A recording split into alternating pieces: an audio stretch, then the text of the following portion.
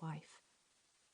Opportunities for women's education and work were limited at the time, and a woman's most promising route towards achieving her dreams lay via marriage rather than through her own career efforts. Marriage was the major determinant of the quality of female lives. You could scarcely envisage having a house, let alone children, without a husband.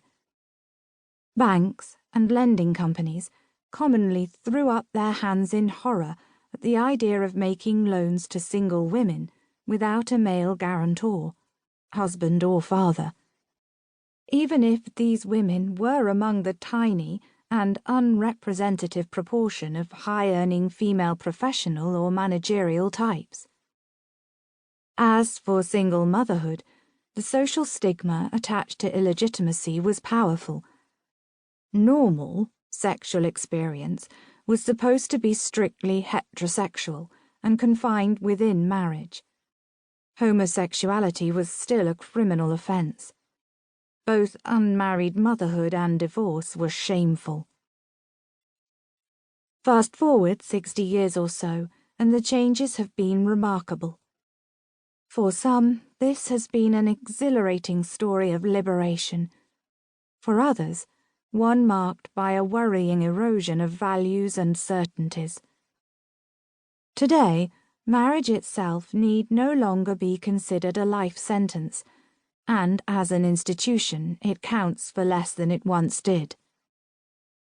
Social historian Stephanie Coontz has suggested that the upheavals in romantic and family life that have taken place over the past half-century or so have transformed the ways in which people conduct their personal lives as thoroughly and as permanently as the Industrial Revolution transformed working lives 200 years ago.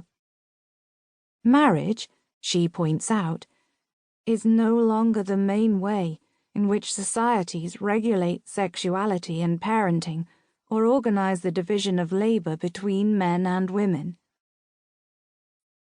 This book sets out to explore ways in which social change since 1950 has reshaped women's aspirations and dreams, and how these changing dreams impacted upon society.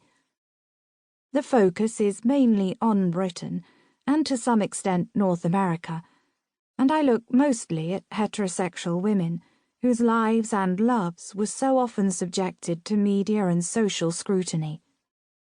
Lesbian, bisexual and trans women were less visible in mainstream media, although their lives would make for a fascinating comparison, as would the experiences of women in other parts of the world.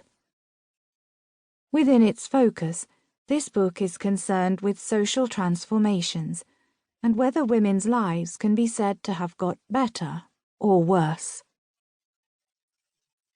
Most historians and social theorists have highlighted the ways in which a culture based on the values of individualism and personal fulfillment has weakened or washed away many traditional social strictures and controls.